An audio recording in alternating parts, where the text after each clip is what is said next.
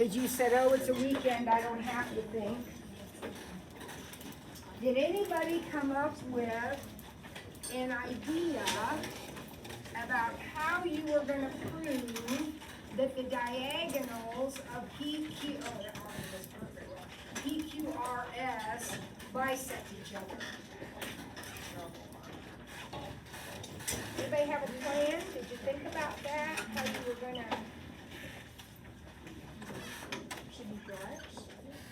Well, I think that's not a bad idea. Just a quick sketch. I don't want to waste a bunch of time, you know, doing this totally, perfectly. But -7, -1. This is another bad marker. This is terrible. Q is -2, 4. R is 3, -1.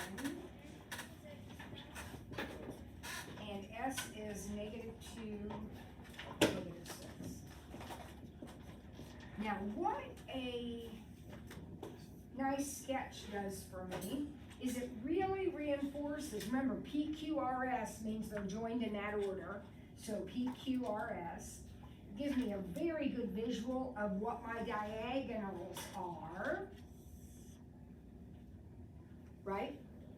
And I want to prove that they bisect each other. So I want to prove that PR bisects QS. Okay, what does bisect mean? Split in half.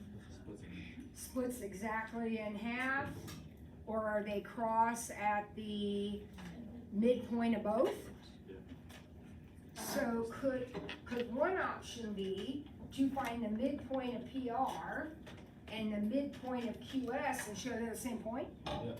All right, that seems like the simplest way to do it. So what's the midpoint of PR? Well, remember when we do a midpoint, we average. So -7 and 3 divided by 2 is -2. And -1, oh, wait, that's just gonna be -1, right? So that's the midpoint of PR. What about QS? The midpoint of QS, here we go, -2, -2. 4 and -6 divided by 2, -1. There's your proof, kids. If they have the same midpoint, then they bisect each other.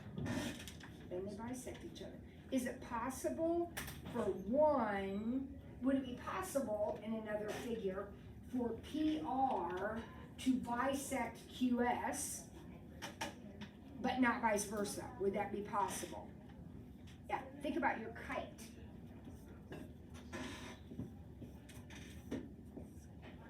Doesn't this one bisect this one? But this one does not bisect this one. So in that case, they would not have the same midpoint. Perfect. All right, standard form of the equation of a circle. Anybody remember anything about circles? What do they look like? Can you give me an example? Maybe you don't remember the actual standard form. Can you give me an example? Xander? Is this like the x parentheses, the x plus like 9 and then parentheses squared? That's exactly what it is. So using your, I'll just use your thing. Give me another one here. Yeah, y plus 6. And then equals 9. Okay, there you go. So this would be the equation of a circle whose center is what? You remember? -9, -6, and whose radius is the square root of 9, which is 3. So in general terms, I don't think anybody ever in your life is going to ask you to write the general standard form of the equation of a circle, but you need to know what that looks like. So can you tell me, what would it be in general terms? It's going to be, like he said, an x squared. What do I say here? X. Actually, we usually use minus because the minus tells me that I changed the sign. So this was x plus 9, but where was our center? The opposite of that. And then same thing here, y minus k. There it is. There is the general form, standard form of the equation of a circle. So, can you write the equation given the center and the radius? What would A look like, equation A? 13A. X plus 3 perfect squared, don't forget the square, plus y minus 5 perfect squared equals 24. 2 root 6 squared is 4 times 6, 24. Beautiful. All right, how about the next one? B, x minus 5 squared plus Y squared. just plain old y squared. Now, if you wrote y minus 0 squared, no one in the world is going to mark that wrong. That's perfectly okay. But normally, you're just going to see it as plain y squared equals, no idea what 9.1 squared is. That's what I paid all this money for this calculator for. 82.81. There it is. A, 14A. Here's the equation. What's the center? 3, comma, negative 1/2. And your radius is square root of 18, which is 3 radical 2, right? 3 square root 2. Perfect. Oh no. What about B? What's happened here? We have an equation of a circle, but the circle is not in standard form. In order to know what the center and the radius are, we have to have an equation in Xander's form. So, I have rewritten what's on the paper by grouping. I heard somebody say rearrange, so I regrouped my x's. I grouped my x's together, and I grouped my y's together. I moved that random 14 to the other side of the equation, and now I'm going to use, what do we call that process I'm going to use now? Completing the square. Because don't I need this, you guys? Isn't this what I need? So I am going to complete the square. So how does that work? Who remembers? Kyle? Divide by 2, then square it. Take half of 12, divide 12 by 2, and square it. So 636. And that means that this guy right here, this whole trinomial, is a perfect square, and that perfect square will be x plus 6. Same thing here. What's going to go here? Half of 10 squared, 25, which means this perfect square, bless you, this perfect square is y plus 5. And then here's the biggest mistake that's made. This is all such an easy process, but you have to remember that if you put a 36 and a 25 over here, you gotta put a 36 and a 25 over here. And that's why I always put blanks in my problem, because that's my visual reminder. So what do I end up with over there? What is that?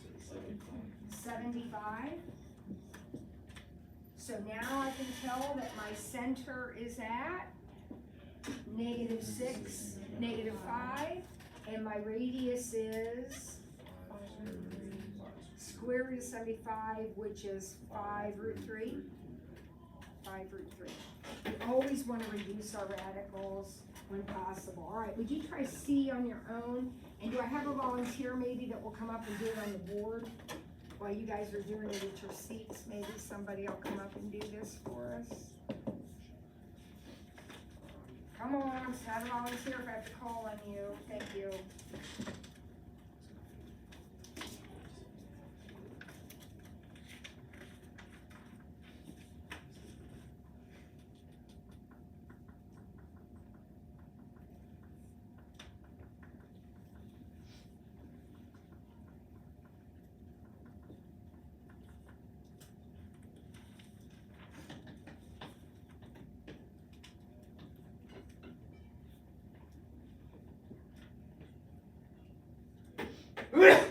Bless you. you guys have relatives in Hawaii going through that horrible, oh man. The news the other night, they interviewed, a person who lives in that town that was destroyed, I can't say, Lahani or something, and, she's a cathedral grad. I have to, I was gonna look her up, I think from the 80s. Ute Finch is her name. They interviewed her on TV. What do you mean? What's bothering you? This, like, turning this into this. Okay, no, you can do that. What's that gonna be, X Oh, just plus 2? Or minus 2? minus 2? That's right.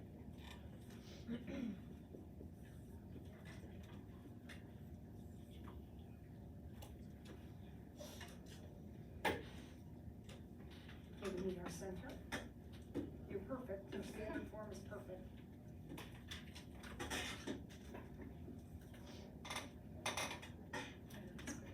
You don't need it in the square root of 2, just write square root of 2. Perfect. Is that what you got? 2, 0? Square root of 2? Nobody confused, messed up, whatever? Alright, so now we're gonna do the problem that brings all these ideas together.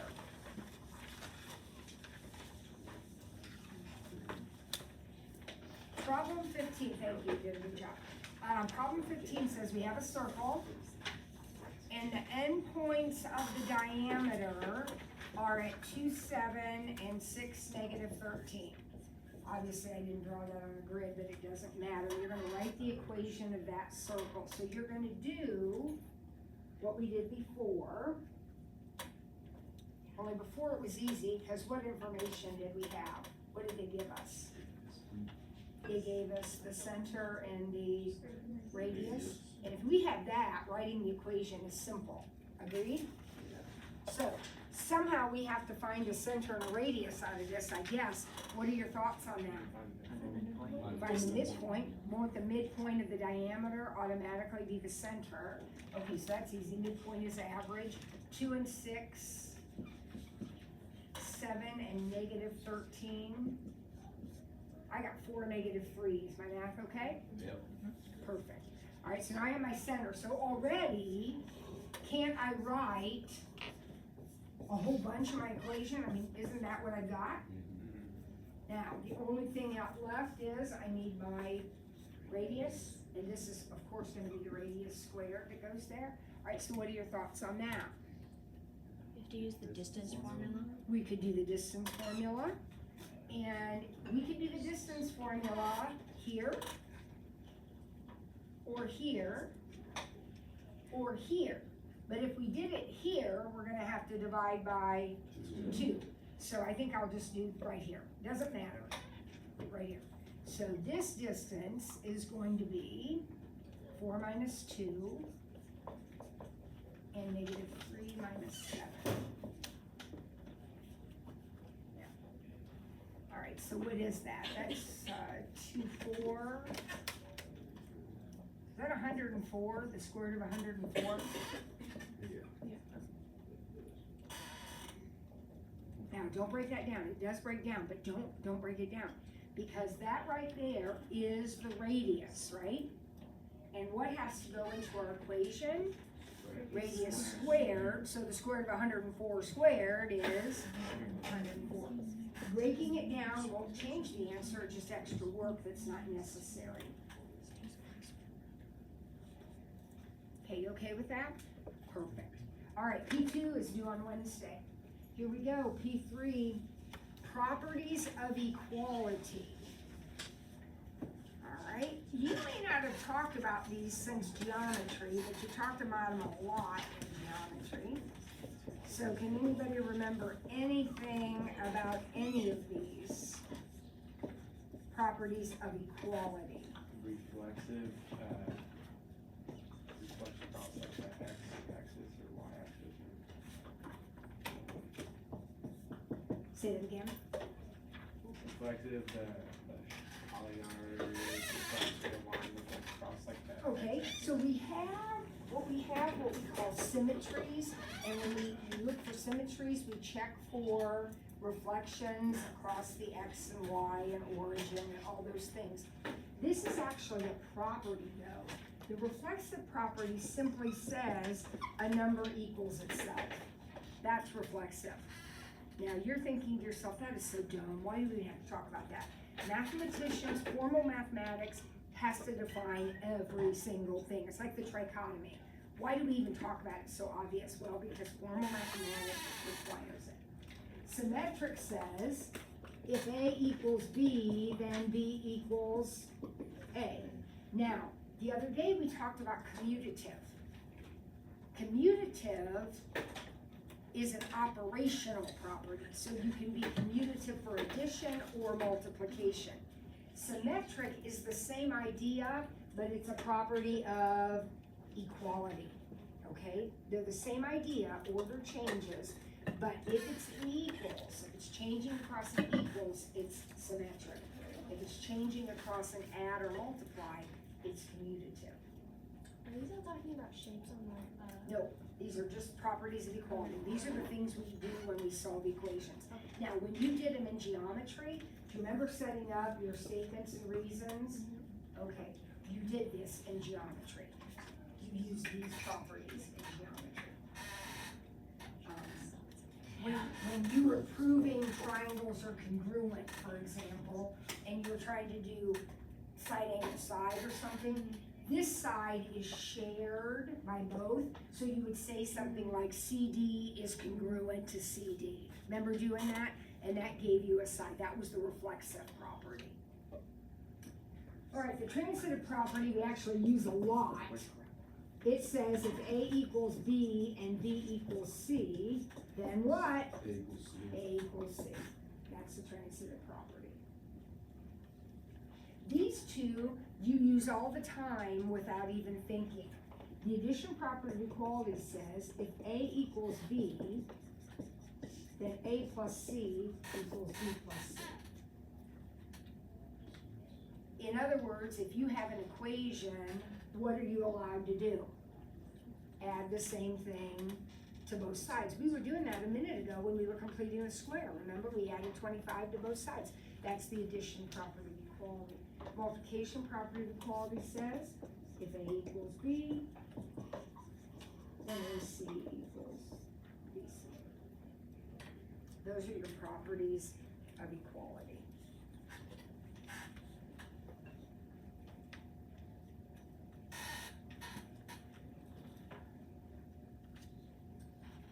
Let's skip down to number 3, because we have corresponding properties for some of these for inequalities. There is no reflexive property for inequality, because why? Why cannot there be a reflexive property for inequality? A is not less than A, right? There's no symmetric property, because if A is less than B, then B cannot be less than A, right? Those two don't exist. But there is a transitive property. If A is greater than B, and B is greater than C, then isn't A greater than C? Yeah. So there is a transitive property of, it's called order or inequality. That one does exist. Do these exist? In other words, if you have, is it possible if X is less than Y, then X plus A is less than Y plus A? Is that a true statement? Yeah. And these could be turned around. I'm not gonna rewrite it with the greater than, but that could be turned around. What about multiplication? If X is less than Y, then XA is less than YA.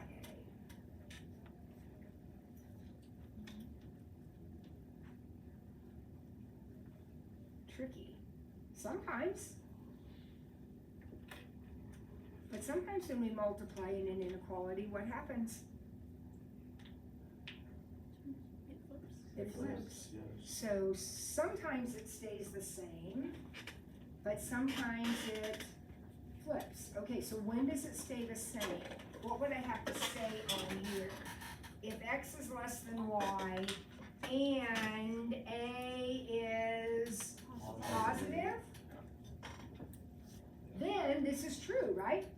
times both sides by 2 and not change anything. But if x is less than y, and a is negative, then what happens? XA is greater than YA.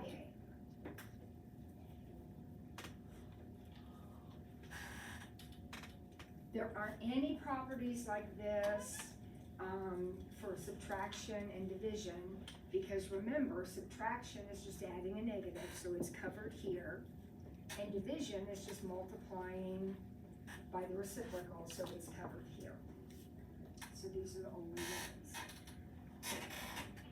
All right, now we're going to do a little solving. This should be easy. We'll get them on the board, have you guys do them quickly. All right, so we don't have a lot of room because we're videoing, so we do 2 at a time. So who wants to come up and solve 4 for us? Basic, simple little equation. And then 4A, and then I need somebody to do B.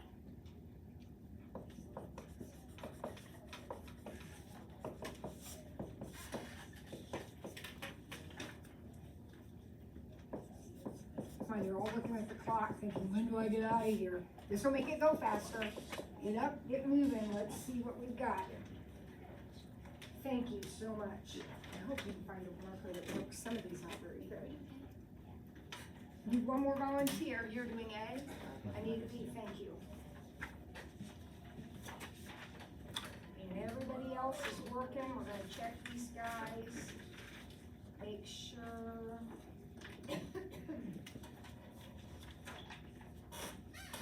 And make sure your answer, since it's an inequality, is an integral notation. Okay.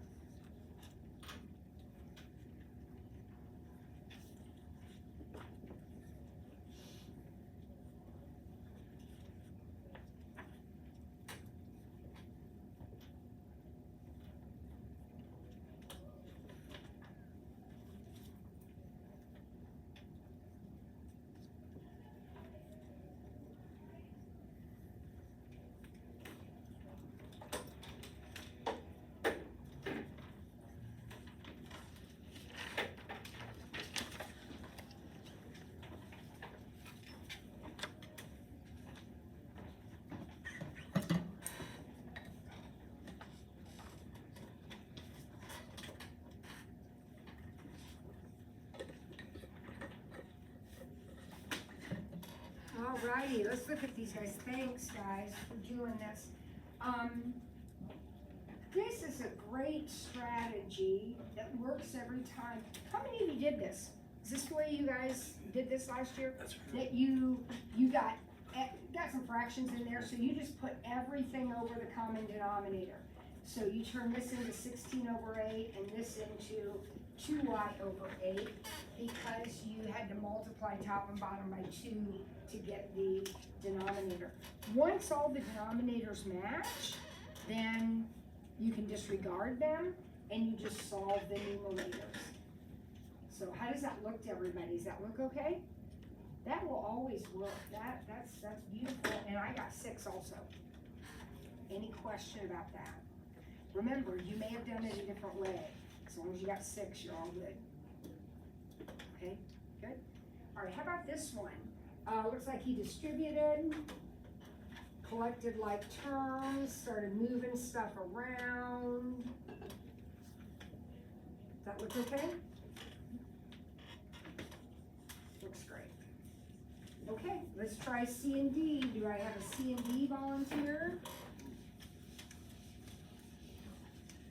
New volunteers, let's give everyone a chance to show off today.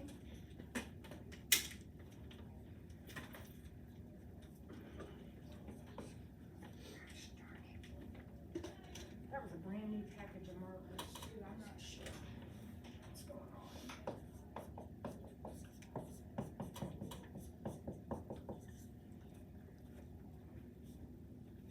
We might be able to get 3 of them up here.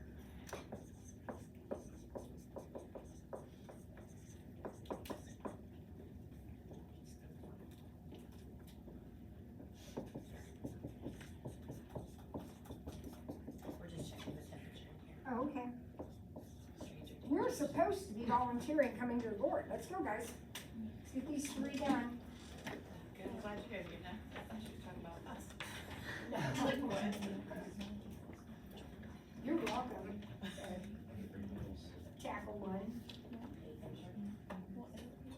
Thank you for checking. Yeah, it's warmer than it is downstairs. Yeah, it's not.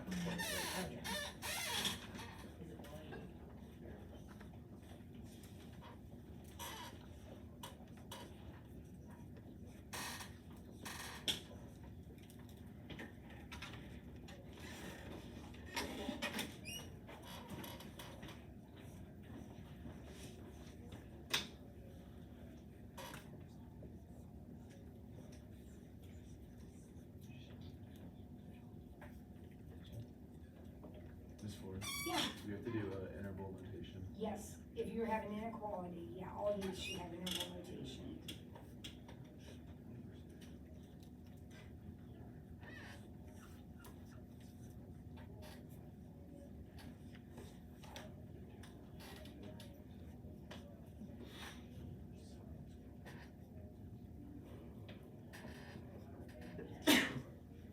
Bless you. You got the sneezes.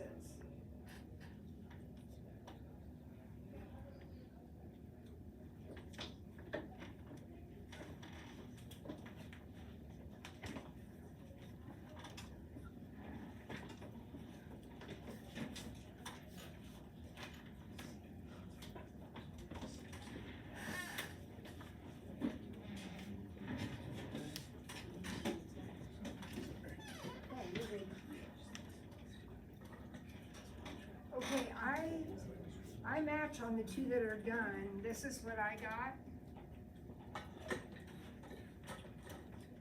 Whoever did this one kind of did it a little bit different than the other person did, which is fine. This person said, I'm not gonna get a common denominator. I'm gonna multiply by the common denominator. Doesn't matter. Either way is perfect. -2 to infinity, yep. Perfect. I love it. This guy, whoever did this, girl, whoever, left everything as one piece, just times by 3, subtracted 5, divided by 2, and everything just fell into place. Lovely, lovely, lovely. Oscar does not have that ability because he's got too many X's in his problem, the harder problem. So he has had to split it up, and he is in the middle of that right now. A little bit more complicated problem. And when Oscar pulls this apart into 2 problems, how will he put his answers together? Will he put his answers together as an and or an or? In other words, will he look at the union of his 2 answers, or will he look at the intersection of his 2 answers? They're crazy guys that can come up, so Lord knows, yeah. So Lord knows.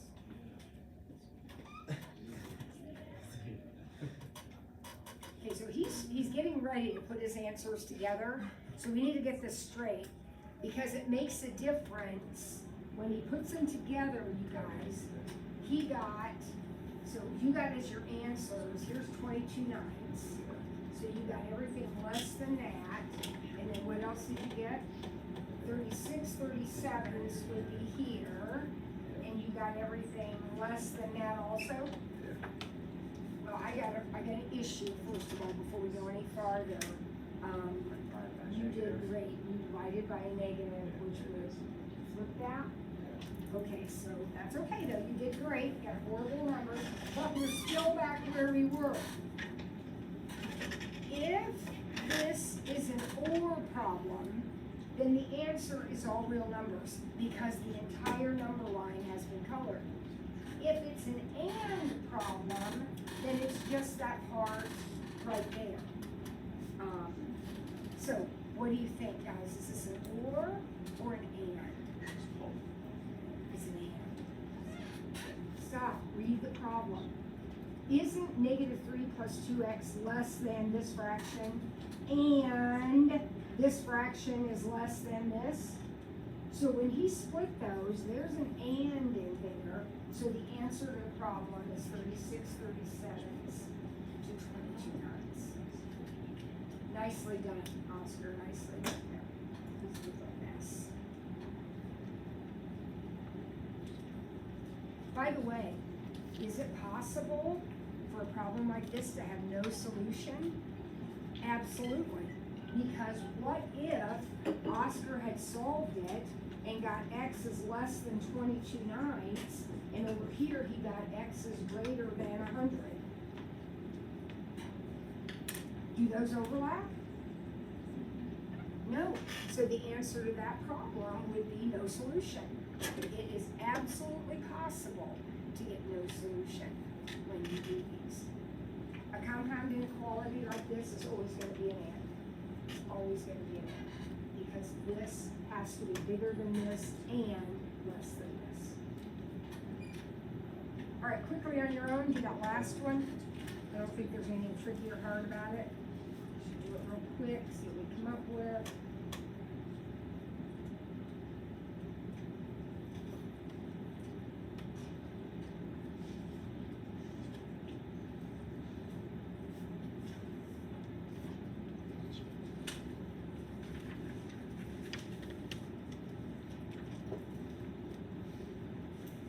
Oh shoot, there's one more on the back too, so try that one. So do F and G, we'll compare answers and move on.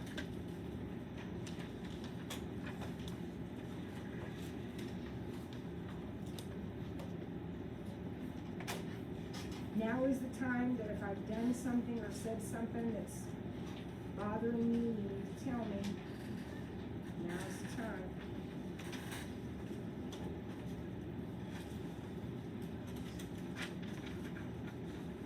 Make sure your answers are interval notation if your problem is an inequality. Obviously, this is an equation, it's just x equals.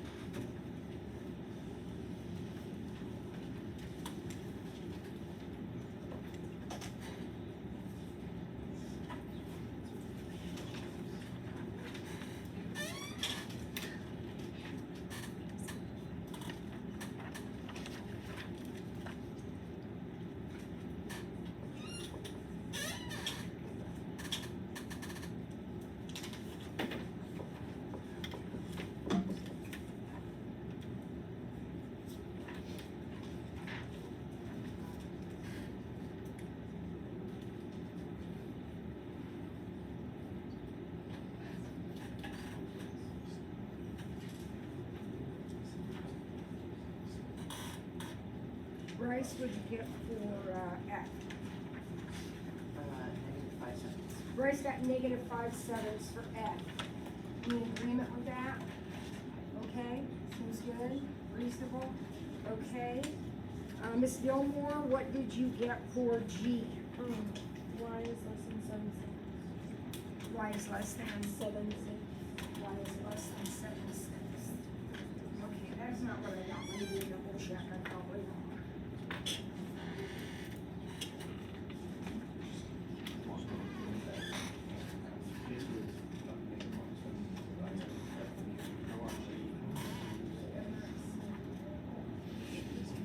Is this the right answer? That's what you got? Okay, so someplace.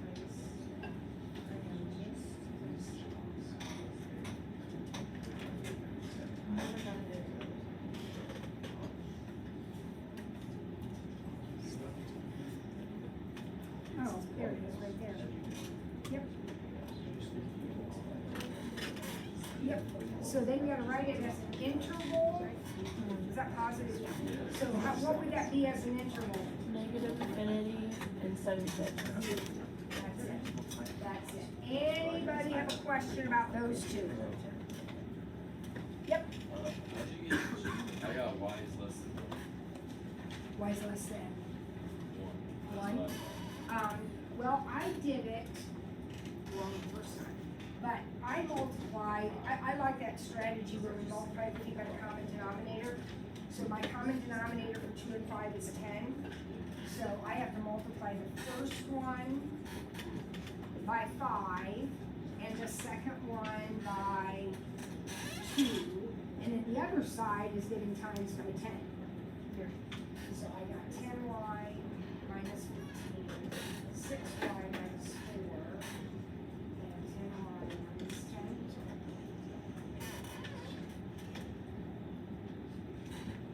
Oh wait, this was a 1. Okay? So then I've got 16y minus 17 and 10y minus 10. So I'm gonna end up with 6y less than 7 if I subtract the 10 over and add the 17, and then divide by 6. Got it? Okay, now we're gonna solve with our calculators.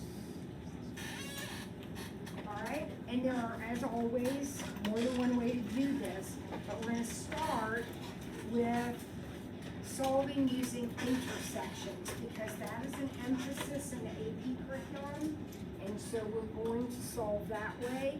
There are other ways to solve, but let's start with intersections. So, basically, if you're solving with intersections, that means that you're gonna solve each, or you're gonna graph each side of the equation individually, right? So, just so we're all looking at the same thing, let's go to Zoom, the button that's Zoom, and let's go down to standard, Zoom 6.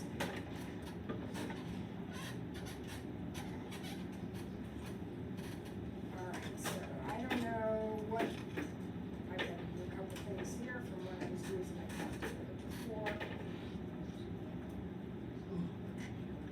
Alright, so I Zoom 6, I got a regular old window now, just a standard 10 by 10 coordinate system. I always like to start with that because depending on how you've been, zooming in and messing around, you don't know how this thing's set. So now we've got it just a standard old system. So let's type in our two equations. So we're y equals, and type in x squared minus 2x. Now, I'm assuming you all know how to do that. Are we good with that? Everybody know where to get the buttons, pressing the buttons, getting that. All right, and then also type in a second equation, y equals 3. And then hit graph. Now, what's gonna happen is, the first equation you typed in is a parabola, x squared. The second one is a line. Do they intersect each other? Yes, and in fact, the picture looks something, I'm just freehanding, so it's not perfect, but it looks something like this.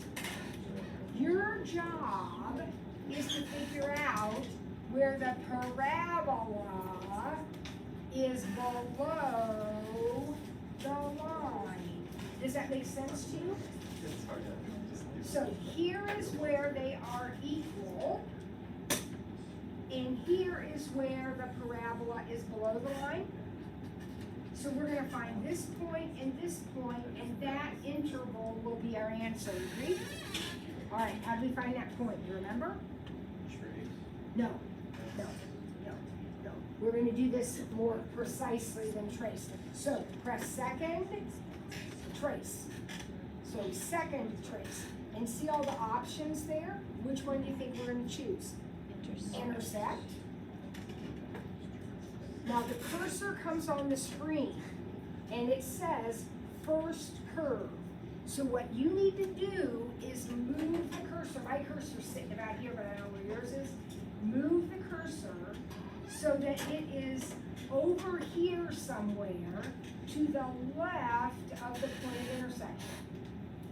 So you're just got arrow, use your arrow buttons. And arrow over anywhere, it doesn't have to be any particular place, it just needs to be left of the point of intersection. And then press enter. Now it says, what about the second curve? Press, now you need the arrow So the cursor is over here somewhere to the right of the point of intersection. And press enter. Now it says, okay, take a wild guess, where do you think it is? I don't know, just move it over here somewhere in between there, close, and hit enter. And it will tell you that that point of intersection is -1, 3. So the x coordinate is -1.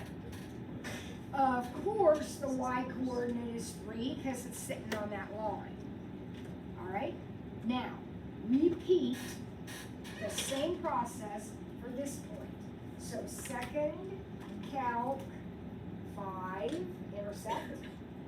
Move the cursor on the parabola so it's over here somewhere. And press enter. And then move the cursor on the line so it's over here somewhere. Put it in between. And that one is 3, 3. So the x coordinates between -1 and 3 will produce a picture where the y's of the parabola are underneath the y's of the line. Okay? All right, let's try the next one.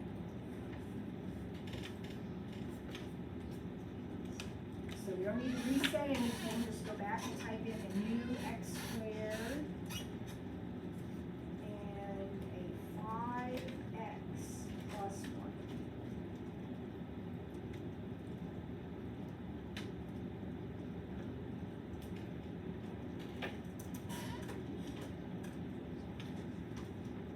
What's a little bit, maybe I need to worry a little bit about this picture. What do you notice? Should I maybe graph a little bit higher to see what's going on up there? So what adjustment can I make to see a little bit more of my picture? I'll go to Window and make my Y max. I want to go higher in the picture. So go to Window and make your Y max a bigger number. So what might be a good choice? I don't know, let's try 50. Whoa, did that work? I used 50 for my Y max. Now can I clearly see 2 points of intersection? I have a parabola. And I have a line.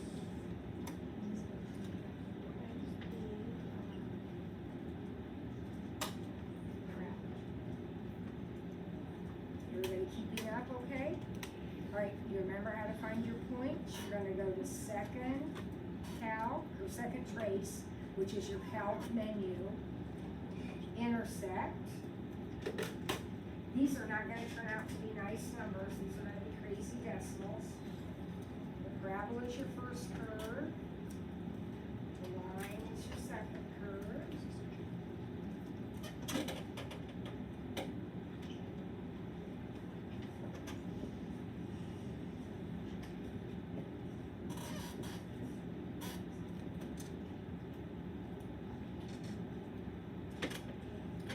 Second calc intersect, first curve,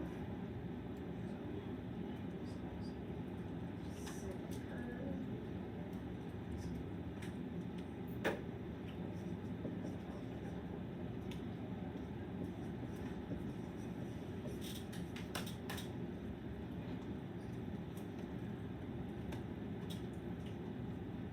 okay, that's what I got. So would somebody let me know if you match or don't match? Julia? Are both of those answers what x equals? So we're gonna talk about that in just a second. I wanna make sure I got the right intersection points. Is this what you got, Julia? Is it? Yeah, perfect, okay.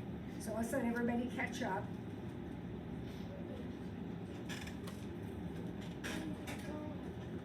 We gotta have a graphing calculator, folks. This is an important part of our curriculum, so if you don't have one, you're gonna start paying the price here. We've gotta have a calculator.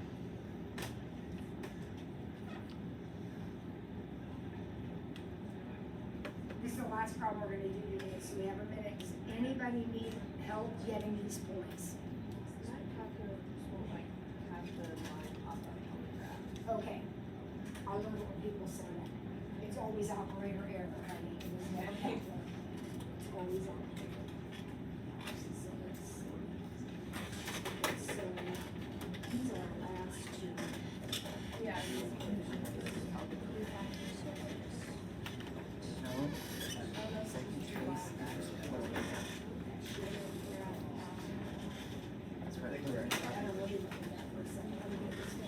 Okay, so we have these 2 points of intersection.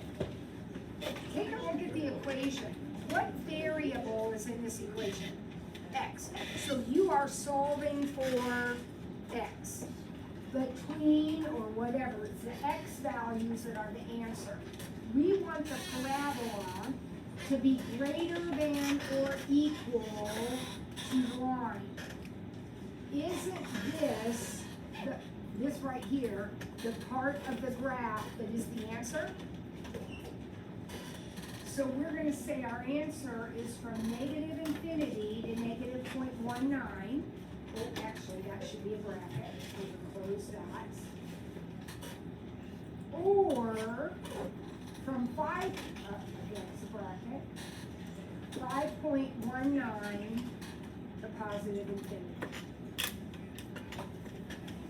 Now, we can talk about other ways to do the problem, but using intersections, that's the way that we do it. Okay? All right, I'm gonna take a look at her calculator real quick. We're gonna pause there. Please note, so we only have one more section to do, and then P4 is gonna be due. Oh, P3, whatever section you're in here.